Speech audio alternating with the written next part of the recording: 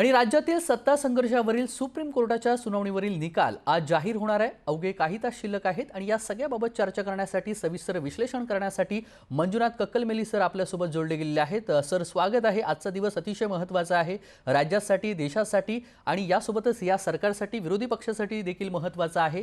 सुरुवातीला आपली पहिली प्रतिक्रिया, अवघे काही तास शिल्लक राहिलेले आहेत। नक्कीच तेजस्वी, खरं तर खूप मोठा निर्णय आज अपेक्षित आहे।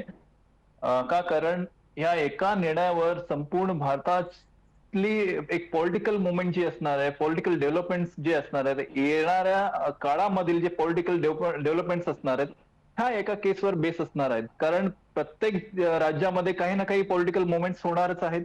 त्यामध्ये सत्तांतरासाठी ह्या सगळ्या कायद्यांचा किंवा ह्या जो कायदा सुप्रीम कोर्ट आता आणणार आहे किंवा ह्या आदेशाच्या माध्यमातून कायदा म्हणून पुढे येणार आहे, त्याचा वापर कुठं ना कुठं पॉलिटिकल पार्टीज करणार आहेत। म्हणून ह्या संदर्भात सुप्रीम कोर्ट सध्या तरी खूप कॉशियसली हा प्रकरण हँडल करीत आहे।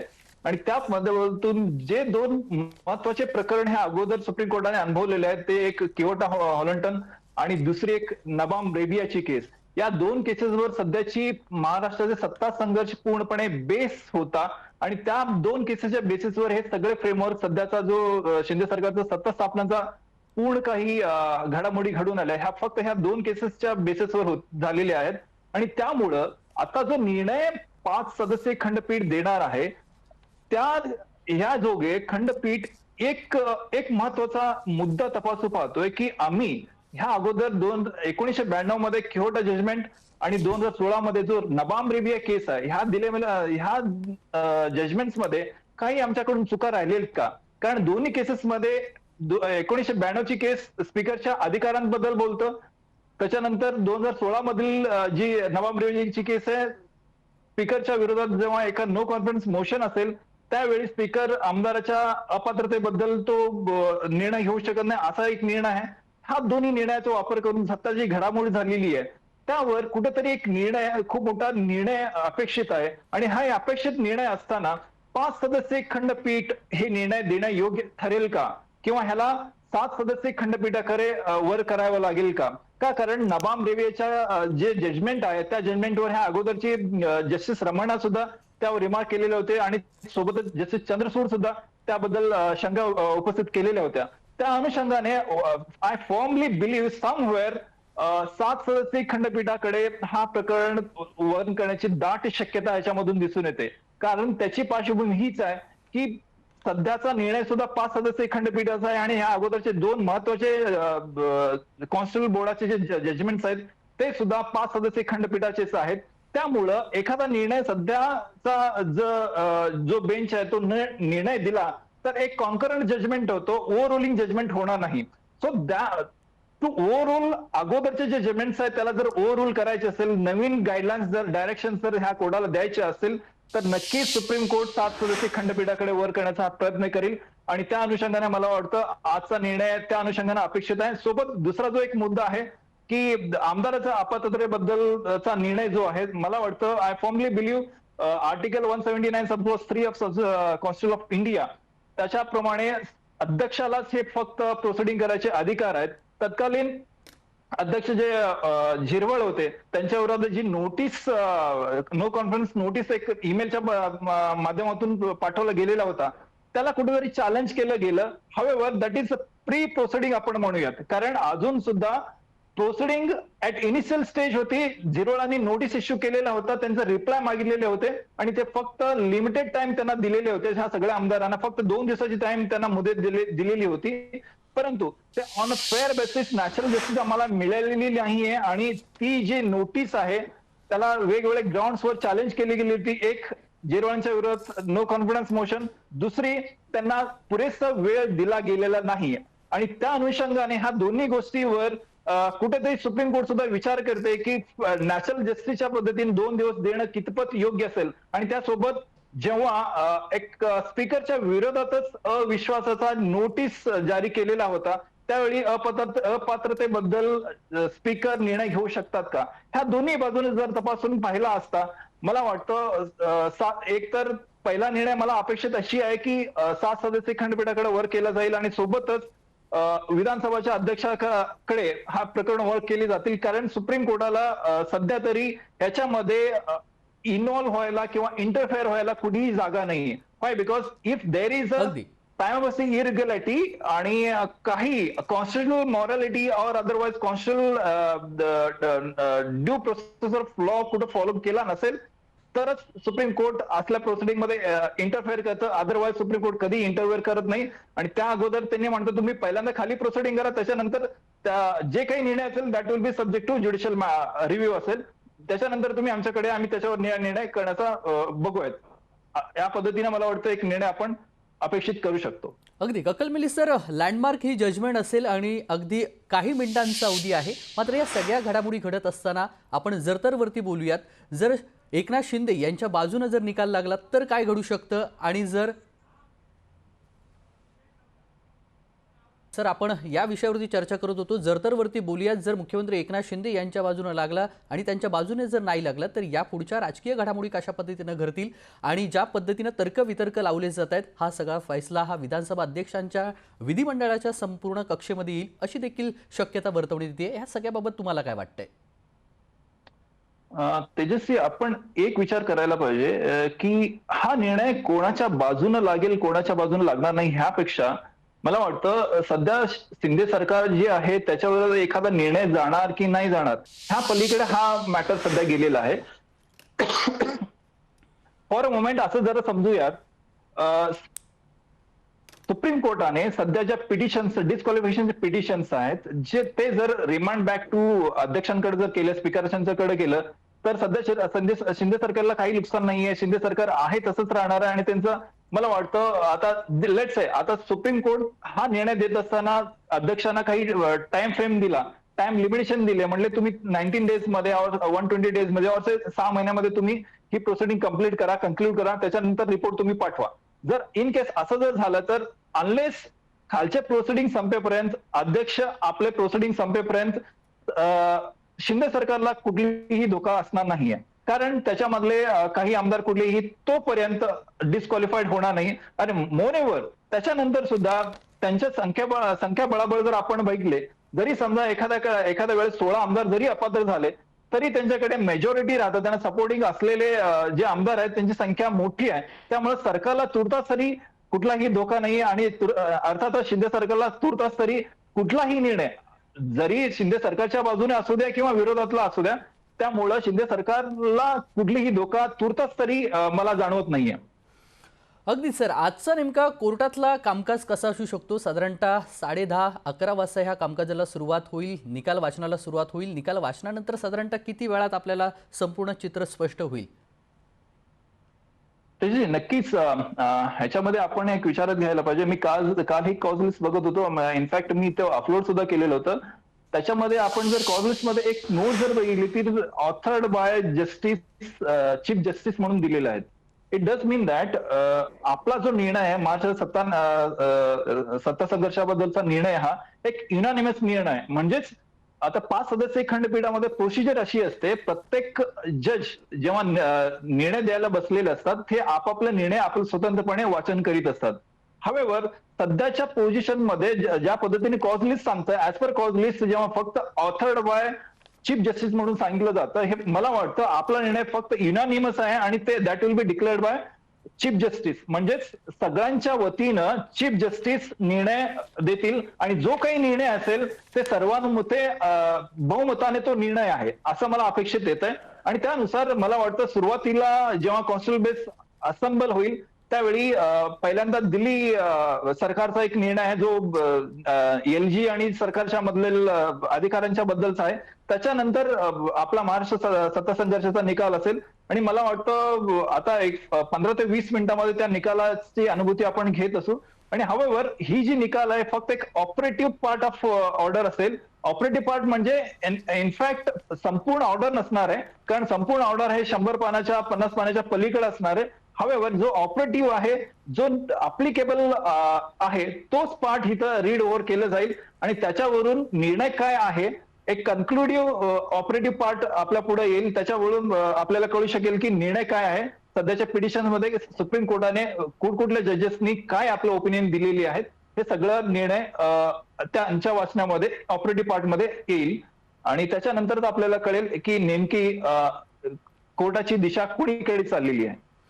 अगदी मंजुनाथ सर, 16 आमदारांचा फैसला आज होणार आहे, मात्र उर्वरित 24 आमदारांचं नेमकं काय होणार यावरती देखील मतभिन्नता आहे. कायदेतज्ञांचं वेगवेगळं मत आहे. तुम्हाला काय वाटतं, ह्या 16 आमदारांबरोबर 24 आमदारांचं काय होईल? आता आपण जर पहिल्यापासून जर घटनाक्रम बघितले, आमदार 16 असू दे, 24 असू दे, और ऑल टुगेदर 40 असू दे, घटनाक्रम बघितला तर ह्याच्यामध्ये आपण सुरुवातीला अनुभवलो की शिंदे ग्रुप शिंदे त्यांच्या ग्रुपमध्ये एकच ते नेहमी सांगायचे, we are not against the party, we are against the leader. म्हणजेच आम्ही शिवसेनेच्या विरोधात नाही आणि शिवसेना कधी सोडलेली नाहीये, शिवसेनेमध्ये मधील जे नेतृत्व आहे त्यांच्या विरोधात आपण आहोत, असे ते बोलत बाहेर पडलेले आहेत. आणि त्याच्या नंतर ज्या सगळ्या घडामोडी झाल्या त्याच्यावरून हे डिफेक्शनच्या पिटिशन्स फाईल गेल्या. तर लेट्स सी, एक डिफेक्शन म्हणजे काय तुम्हाला एक सांगतो. कायदेशीर भाषामध्ये डिफेक्शन म्हणजे काय?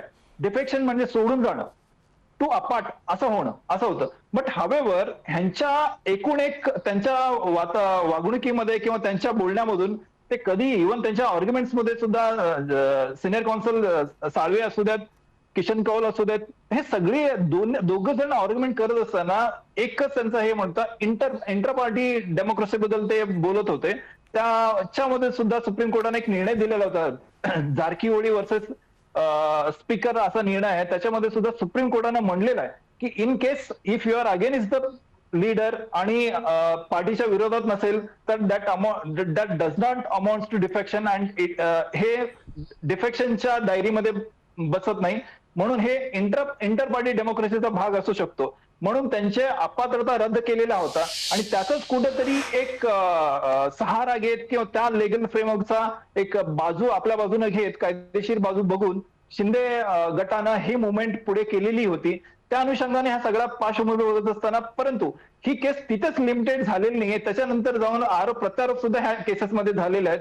त्यामुळं हे सगळं घडत असताना अजून एक निर्णय आपण विसरता कामा नये की सध्याच जे शिंदे गट हे अधिकृत शिवसेना म्हणून इलेक्शन कमिशन कडून सुद्धा घोषित केले गेलेलं आहे. त्यामुळं जर समजा शिंदे गटानं शिवसेनेच्या विरोधात काही ऍक्टिव्हिटीज केल्या असल्यात असं एक ग्रेड समजूयात, परंतु सध्याचा जो शिंदे गट आहे तोच गट सध्या अधिकृतपणे शिवसेना आहे. देन मी माझ्या पक्षाच्या विरोधात कधी बोललेलंच नाहीये, कारण पक्षाचं सध्याचं नेतृत्व हे शिंदे गट आहे सध्या. मग शिंदे गटाने जर काही ऍक्टिव्हिटीज केल्या असतील तर ते सध्या अधिकृतपणे शिवसेना असल्यामुळे त्याला काही थारा राहू शकणार नाहीये. सो इलेक्शन कमिशनचा निर्णय सुद्धा ह्याच्यामध्ये इन्स्ट्रुमेंटल असेल का, कारण सध्या इलेक्शन कमिशनचा निर्णय हे सुप्रीम कोर्ट जजमेंट देण्या अगोदरचा निर्णय आहे. त्यामुळं हे सगळे होत असताना कुठेतरी पिटिशन्स इन्फ्रॅक्शुअस होतेत का, अपात्रतेचे पिटिशन्स इन्फ्रॅक्शुअस होतेत का, ही सुद्धा पार्श्वभूमी तपासून मला वाटतं सुप्रीम कोर्ट तपासून पाहेल. आणि त्या अनुषंगानं डिफेक्शनच्या वर सध्याची शिवसेना जी अधिकृत शिवसेना आहे शिंदे गटाची आहे त्याची सुद्धा कुठेतरी रेफरन्स सुप्रीम कोर्ट करू शकेल आणि त्या अनुषंगानं एखादा निर्णय आपण अपेक्षित करू शकतो असे मला वाटतं. अगदी सर, या सत्ता संघर्षामध्ये वेळोवेळी एक केसचा उल्लेख करण्यात आलेला आहे, तो म्हणजे अरुणाचल प्रदेश नवाब रेबिया ही केस असेल, दुसरीकडे कर्नाटकमधील SR बोमई यांची केस असेल. या सर्व प्रकरणामध्ये त्या मुख्यमंत्र्यांनी राजीनामा दिलेला नाही आहे. या प्रकरणामध्ये अनेक तर्कवितर्क लावले जात आहेत. या संपूर्ण निकालावरती तुम्हाला काय वाटतं, या सरकारचं कशा पद्धतीनं भवितव्य असेल या निकालानंतर? आता ह्या निकालानंतर इन द सेन्स सध्या जो निर्णय सुप्रीम कोर्ट आपल्याला देईल त्या निकालाच्या अनुषंगाने पुढच्या काही ऍक्टिव्हिटीज ठरेल. म्हणजे ज्या पद्धतीनं नबाम रेबियाची केस बघितलं, त्या नबाम रेबियाची केसमध्ये तरी इनफॅक्ट सरकार रिइन्स्टेट झालेला होता, परंतु इथे उद्धव ठाकरेजींनी स्वतःहून राजीनामा दिला असल्याने त्यांना रिइन्स्टेट करण्याचा कुठलाही अधिकार सुप्रीम कोर्टाला येणार नाही. सुप्रीम कोर्ट त्या पद्धतीची ऍक्टिव्हिटी सुद्धा करणार नाही आणि त्या पद्धतीची मागणी सुद्धा कुठेही नाहीये. इनफॅक्ट मागणी करूच शकत नाहीयेत. का, कारण जो व्यक्ती व्हॉलंटरीली रिझाईन केलेला आहे त्या व्यक्तीला तुम्ही रिइन्स्टेट करू शकत नाही. मग ह्या सध्या परिस्थितीमध्ये सध्या शिंदे सरकार ज्या सिच्युएशन मध्ये आहे त्या सिच्युएशन मध्ये जर आपण बघितली तर लेट्स से ह्या सगळ्या गोष्टी जरी एक अजम्पशन घेतला की अपात्रतेची प्रोसिडिंग वर सुप्रीम कोर्ट स्वतः निर्णय देतीये की अपात्र आम्ही केलं, सदा आर्टिकल 32 खाली सुप्रीम कोर्ट समजा की ह्या 16 आमदारांना अपात्र जरी केले तरी सुद्धा सरकार इंटॅक्ट राहील, सरकार चालू राहील, कारण त्यांच्याकडे मेजॉरिटी आहे. आणि अपात्र जरी केले तरी सुप्रीम कोर्ट म्हणेल तुम्ही एक टाइम बाउंड देईल, त्या टाइम मध्ये परत तुम्ही निवडून यावा असं एक डायरेक्शन सुद्धा त्यांना दिली जाईल. मग त्या कार्यकाळात परत निवडून यायची पण दाट शक्यता येऊ शकते. Other of course that will B depend on circumstances. त्यांना लोकांनी जनमतामध्ये निवडून येऊन द्यावं की नाही द्यावं लोकांचा विषय. परंतु कायद्याच्या पार्श्वभूमी आपण जेव्हा बघतो, ह्या सगळ्या गोष्टी बघत असताना ही गोष्ट आपल्याला महत्वाची आहे की सुप्रीम कोर्ट वेदर ह्या आमदाराच्या पिटिशन्सवर प्रायमा फेसी स्वतः निर्णय देईल, अपात्रता करेल किंवा डिफेक्शनच्या ग्राउंडवर स्वतः डिफेक्टिव्ह म्हणून घोषित करेल की नाही. का? कारण आर्टिकल 32 खाली जेव्हा सुप्रीम कोर्ट इन्व्होक करतं, आर्टिकल 32 खाली supreme court has got wide powers. मग असं असताना आता आर्टिकल 32 खाली supreme court when it entertain such petitions म्हणल्यावर काहीतरी पॅटंट एरर ऑफ लॉ त्याच्यामध्ये असेल, कॉन्स्टिट्युशनल इश्यूज त्याच्यामध्ये असायला पाहिजे, which would be affecting basic structure of constitution असेल किंवा एक ढाचा जो कॉन्स्टिट्यूशनचा आहे त्याला कुठेतरी एक बाधा येऊ शकणारी घटना असेल, मग त्यावेळी सुप्रीम कोर्ट डायरेक्टली त्याच्यावर इंटरव्हेन करतं आणि त्याच्यामध्ये काहीतरी एक अपेक्षित निर्णय देऊ शकतं. परंतु हवेवर सध्याचा जो केस आहे, आपण नबाम रेवीची केस बघितली आणि त्या नबाम रेवीच्या केसमध्ये ज्या घटना घडलेली आहेत त्या घटना पूर्णतः महाराष्ट्र केस बद्दल लागू पडत नाही, एक्सेप्ट फक्त नोटिसाची जी केस आहे त्याच्यामध्ये एकच ग्राउंड जी लागू पडते महाराष्ट्र सत्ता करण्यासाठी, ती म्हणजे फक्त एक नोटिसाची. त्या तत्कालीन स्पीकर्सला तिथे 2016च्या जी घटना घडलेली अरुणाचल प्रदेशमध्ये त्यावेळी तरी त्या तत्कालीन स्पीकरच्या विरोधात नो कॉन्फिडन्स मोशन अजेंडावर होता, फ्लोर मध्येच केलं गेलेलं होतं. परंतु इथे जी नोटीस आहे एक बाहेरून नेटवरून पाठवलेलं आहे, ईमेल वरून नोटीस पाठवलेली आहे. मग ह्या सगळ्या दोन्ही ग्राउंड्स मध्ये थोडीशी सिमिलॅरिटी जी एकच आपल्याला दिसते, that is somewhat no confidence म्हणून आपण दिसतो. परंतु ह्या सगळ्या गोष्टी करत असताना जी मेल पाठवली गेली ती हाऊ इट वॉज लिगली होतं का, किंवा ह्या सगळ्या गोष्टी जे पार्श्वभूमी आहेत, नोटीस पाठवण्याची पद्धत जी आहे ती फ्लोअर मध्येच द्यायला हवी की एक मेल पाठवल्याने सुद्धा त्याच्याबद्दल आपण फुलफिल करू शकतो. ह्या सगळ्या बाबतीत सुद्धा सुप्रीम कोर्ट मला वाटतं उहापोह करेल आणि त्या अनुषंगानं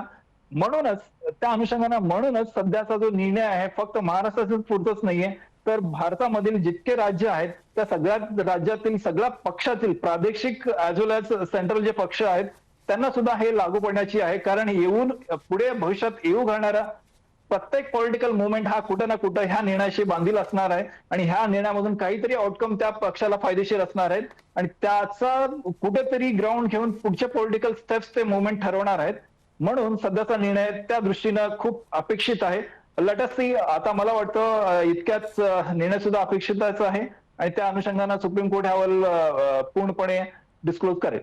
अगदी लँडमार्क निकाल असेल आणि यावरती सरकारचं भवितव्य अवलंबून असेल, मुख्यमंत्री एकनाथ शिंदे यांचं देखील भवितव्य अवलंबून असेल आणि त्यासोबतच विरोधी पक्षाचं नेमकं काय होणार, त्यांच्या गोठामध्ये कशा पद्धतीनं हालचाली होणार.